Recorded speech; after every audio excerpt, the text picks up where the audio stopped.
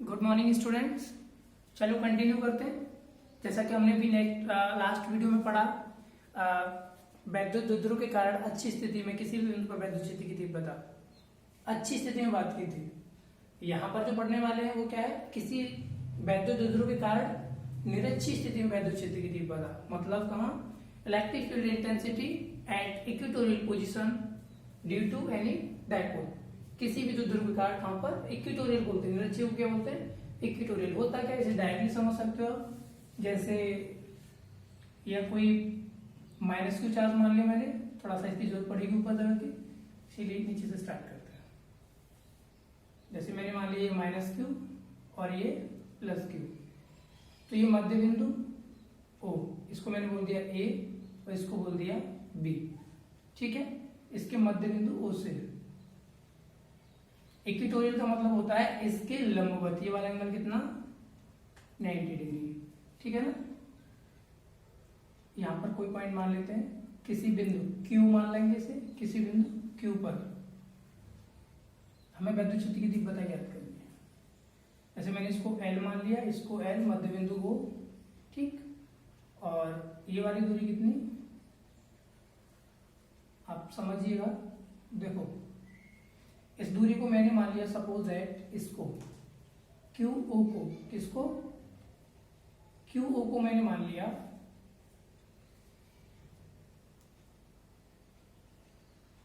ये 90 है, बिंदु O है, R, ये R और ये L। देखो ये अगर 90 एंगल है तो क्या होगा, ये कर्ण क्या होता है, पाइथागोरस प्रमेय से, पाइथागोरस थ्योरम ये बोलती है कि यह आएगा अंडर रूट में R² प्लस L², ठीक है। हमें पता चल गया यहां से AQ, और ठीक है ऐसे ये वाली डिस्टेंस भी, अगर ये आ रहा है ये L है तो कितना आएगा अंडर रूट में R² प्लस L², ठीक है। तो देखो सेम वही थ्योरी है। इस एंगल को मैंने मान लिया यहाँ पर फिलहाल कितना, थीटा, और इसको भी कितना, थीटा।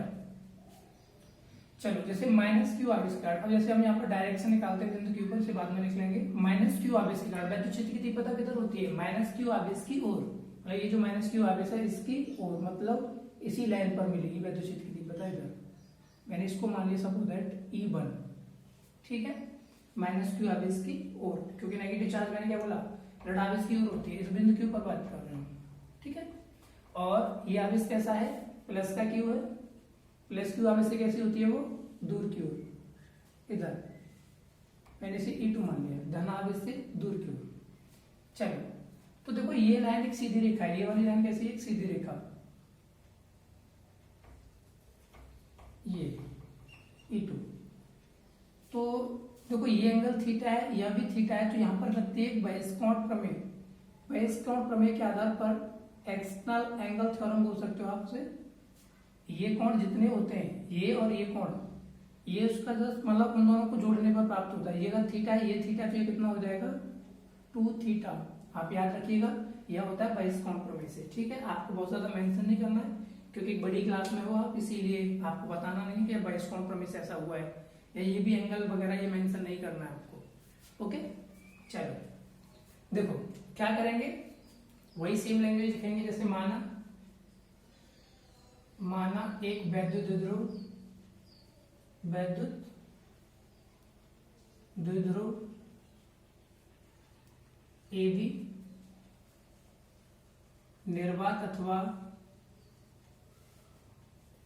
वायु में रखा है,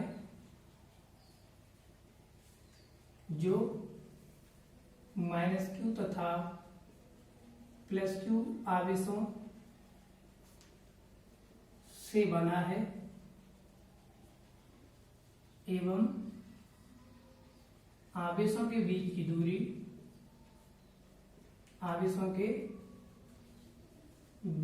दूरी, कितनी है, L और L कितना हो गया, 2L है।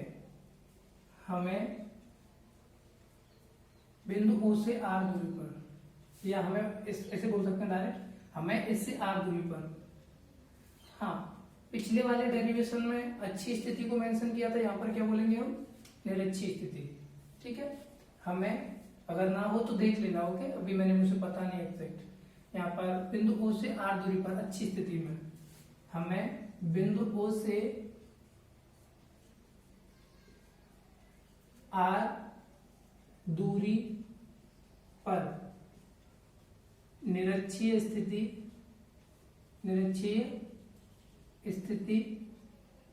में किसी बिंदु Q पर वैद्युत क्षेत्र की तीव्रता ज्ञात करनी है। ओके, क्या लिखोगे, यहां पे एक बात और लिख लेंगे। तब हमने माना कि बिंदु Q पर -Q तथा +Q आवेशों के कारण, बिंदु Q पर -Q तथा +Q आवेशों के कारण वैद्युत क्षेत्र की तीव्रता क्रमशः E1 व E2 है। तब E1 कितना आएगा, ऐसे भी बोल सकता था, लेकिन जो -Q आवेश के कारण बिंदु Q पर वैद्युत क्षेत्र की तीव्रता, उस बात को मैंने पहले ही मेंशन कर दिया, इसीलिए कोई दिक्कत नहीं है। E1 कितना होता है फॉर्मूला, 1/4πε0 और Q अपॉन कितना, ये आवेश Q आ गया, ये डिस्टेंस आएगी, दूरी कितनी है, हाँ ये दूरी है अंडर रूट में R² प्लस L², इसका भी क्या हो जाएगा होल स्क्वायर। समीकरण नंबर 1। +Q आवेश के कारण लिखेंगे तो उसे हम E2 लिखेंगे क्योंकि मान चुके हैं 1/4πε0, वो भी कितना है Q, डिस्टेंस उसके लिए भी सेम है, क्या अंडर रूट में कितना R² प्लस L² का होल स्क्वायर। समीकरण नंबर 2।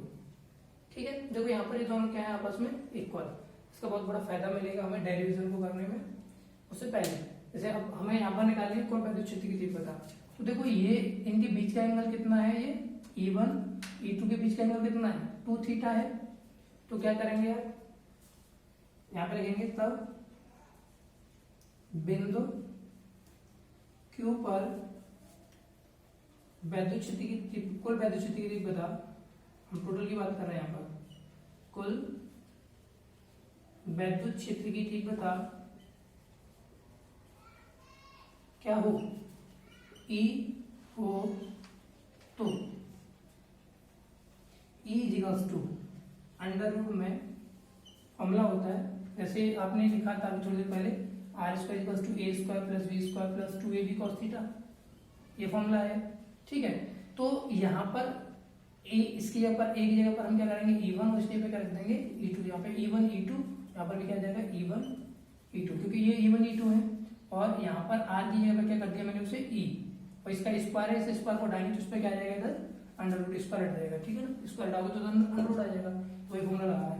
E = यहाँ पर A और B की जगह पे क्या लगा दो E1 E2, तो ये हो जाएगा E1 का स्क्वायर E2 का स्क्वायर और +2 E1 E2 cos 2θ, cos कितना 2θ। ये कहाँ से आया, देखो यहाँ पे थीटा था, क्योंकि उस कंडीशन में इन दोनों के बीच का कोण थीटा होता है, तब लगाते हैं ये। अब इन दोनों के बीच का कोण कितना है, इन दोनों के बीच का कोण 2θ है, तो यहाँ पे कितना लगा दिया मैंने 2θ। ठीक है, अब देखो यहाँ पर इंपॉर्टेंट बात क्या है, यहाँ इंपॉर्टेंट बात यह है कि सबसे पहले आपको ट्रिग्नोमेट्री में से थोड़ा सा cos 2θ का फॉर्मूला पता होना चाहिए। ठीक है ना, और उससे भी पहले आपको देखो एक कंसेप्ट यहाँ पे क्लियर दिखाई दे रहा है कि E1 और E2 आपस में कैसे हैं, इक्वल। तो आप एक काम करो कि जहां जहां E2 दिख रहा है वहां पर E1 रख दो। यहाँ पे लिखेंगे समीकरण 1 व 2 से, आप ऐसे बोलना समीकरण 1 व 2 से क्या पता चलता है हमें, E1 बराबर कितने के है E2 के। E1 अगर E2 के बराबर तो इस E2 की जगह पे E1 रख दो, तो E = कितना आएगा अंडर रूट में ये E1 का स्क्वायर और e2 के यहाँ पर कितना आ जाएगा e1 का स्क्वायर, और यहाँ पर आ जाएगा e1, तो हो जाएगा 2 e1 और इंटू e1, और ये cos 2 थीटा, e इक्वल्स 2 आएगा यहाँ से ये अंडर रूट में e1 और e1 कितना हो गया ये 2e1 का स्क्वायर, तो यहाँ से ये 2e1 का स्क्वायर हो जाएगा और cos 2 थीटा, यहाँ से क्या कॉमन आ रहा है, यहाँ से कॉमन आ रहा है आपका 2e1 का स्क्वायर, ये समझ में आ रहा है ना। मैंने क्या किया, इस e2 की जगह पर, इस e2 की जगह पर दोनों जगह क्या रख दिया e1, क्योंकि ये दोनों आपस में इक्वल है, ये दोनों आपस में इक्वल है। ओके चलो, तो यहाँ से क्या कॉमन आ रहा है 2e1 का स्क्वायर, इसको कॉमन निकाल लो, कितना बचेगा यहाँ पर ये 1, और यहाँ पर बचेगा cos 2 थीटा। ओके चलो आप पहले नोट करो इसे।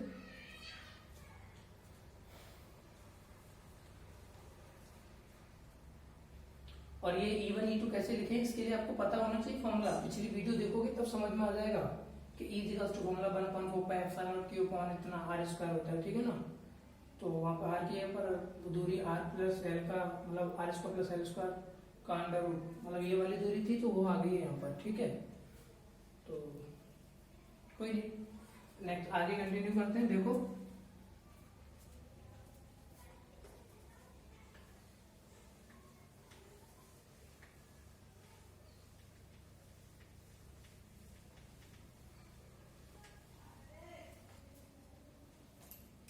आपको ये चीज आपको पता है ना, यहाँ पर एक थोड़ी देर पहले क्या लिखा था, e1 इक्वल्स टू कितना था 1/4 पाई एप्सिलॉन नॉट, और कितना था q upon r square plus l square, और इस पर क्या था अंडर रूट, और उसका भी क्या हो रहा है यहाँ पर होल स्क्वायर, ठीक है ना। तो इस बात का ध्यान रखना, यहाँ पे अंडर रूट था उन पे, और अंडर रूट पे भी क्या हो रहा था होल स्क्वायर हो रहा था, ठीक है ना।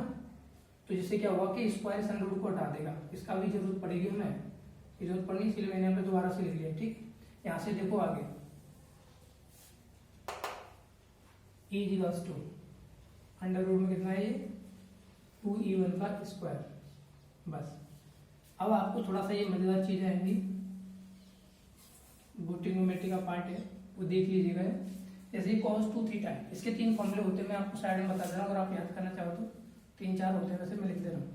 एक तो होता है cos square theta minus sine square theta, एक फॉर्मूला होता है cos 2 थीटा का 2 cos स्क्वायर थीटा माइनस 1, एक cos 2 थीटा का फॉर्मूला होता है 1 minus 2 sine square theta, and एक फॉर्मूला होता है cos 2 थीटा का 1 minus tan square theta upon 1 plus tan square theta. तो फिलहाल हम ऐसा फॉर्मूला यूज करेंगे इनमें से जिससे कि ये वाला एक है वो कट जाए, और ऐसा फॉर्मूला देखो ये प्लस का एक है, यहाँ माइनस का एक है, इसीलिए हम ये वाला फॉर्मूला यूज करेंगे, ठीक है। यहाँ रख दो कितना 1 प्लस cos थीटा की ये वाली value 2 cos square theta minus 1, ठीक है।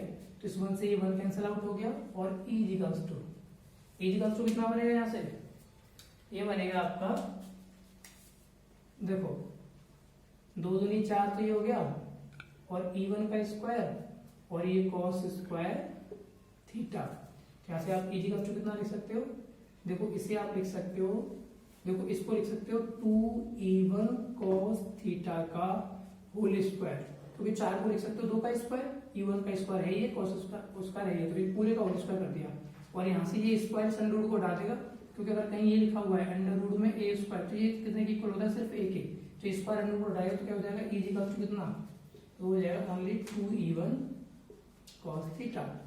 तो वो सभी का नंबर एक ये था, ठीक है ना। तो आपको यहाँ लिखना तो नहीं, हम इसे हटाएंगे, लेकिन e1 की वैल्यू ये थी, इस e1 की वैल्यू को हम यहाँ रखेंगे। तो यहाँ पर लैंग्वेज में क्या लिखेंगे, मैं यहाँ लिखूंगा लैंग्वेज में, इसे हटाना पड़ेगा, आप ठीक से देख लीजिए, मैं इसी को लिखने वाला हूँ। ओके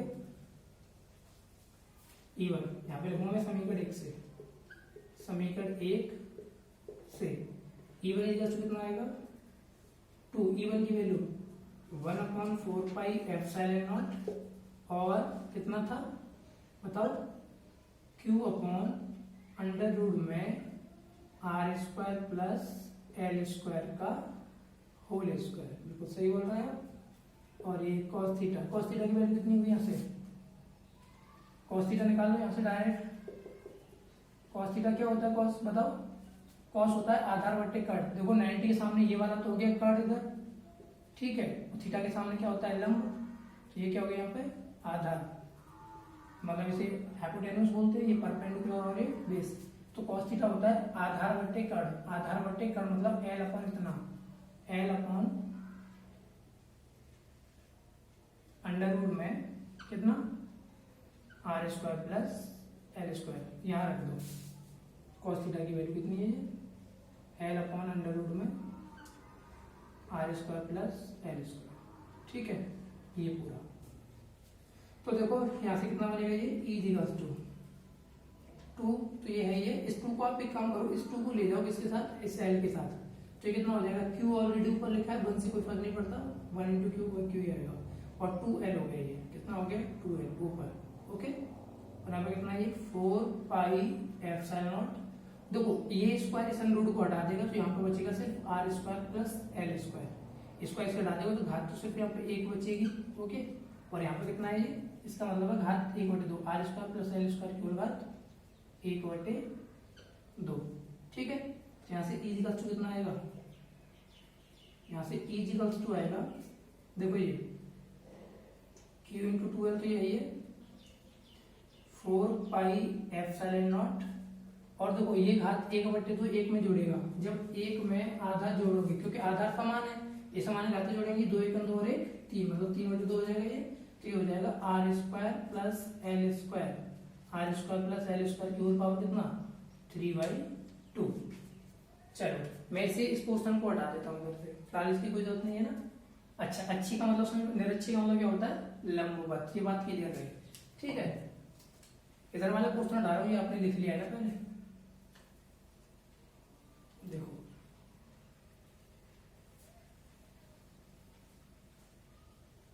तो कितना बनेगा यहाँ से, ये देखो यहाँ पे आप लिखेंगे L is very very less than, क्योंकि L is very very less than R, ये वाला L इस दूरी की तुलना में बहुत छोटा होता है, ये वाला L स्क्वायर तो और छोटा हो जाएगा, तो यहाँ पे लिखेंगे आप L को नगण्य मानकर छोड़ने पर, अब नेगलेक्ट कर देते हैं, छोड़ने पर, जब हम इसे नेगलेक्ट कर देंगे तो क्या होगा, E equals to 1/4 pi epsilon naught, ठीक है। ऊपर जो भी लिखा है फिलहाल रहने दो उसे, वैसे यहाँ पे एक बात और लिख सकता था मैं, क्योंकि P बराबर कितना होता है, Q इंटू 2l, आपको पता है, मतलब ये वाली वैल्यू कितने की इक्वल होती है P के, तो यहाँ पर मैं इसे P लिख सकता हूँ अपॉन, देखो इसको एल स्क्वायर को मैंने छूट दिया, बिल्कुल 0 कर दिया, ठीक है ना, इससे हटा देंगे तो कितना आएगा, बस आर स्क्वायर की होल पावर 3/2, इस 2 से 2 कैंसिल आउट हो जाएगा, और ई इक्वल्स टू आएगा यहाँ से 1/4 पाई एप्सिलॉन नॉट, और पी अपॉन पावर कितनी है इसकी, क्यू, ठीक है ना। तो ये फॉर्मूला बनता है यहाँ पर निरच्छी स्थिति में, इसे परपेंडिकुलर लिख सकते हैं, उसे पैरेलल भी लिख सकता था, इसे ऐसे ही बोल सकते हैं, और मात्रा क्या आएगा इसका, न्यूटन प्रति कूलम, ओके। तो नेक्स्ट वीडियो में हम जब मिलेंगे तो वहां पर मिलेंगे थीटा डिग्री कोण पर किसी भी ध्रुवीय वैद्युत क्षेत्र की तीव्रता को निकालेंगे, ओके, जिसके द्वारा आप अच्छे और निरच्छे दोनों को कैलकुलेट कर सकते हो, ये बात आपको क्लियर रही। और हाँ, नोट्स प्रॉपर वे में बनाएं, और फॉर्मूला के लिए आप अलग से शॉर्ट नोट्स बना सकते हो, अदरवाइज मैं डिस्क्रिप्शन में लिंक कैसे भी करके PDF वगैरह आपको सेंड करूंगा, ओके, या फिर किसी वीडियो में सारे शॉर्ट नोट दिए जाएंगे आपको, ओके। Bye, take care.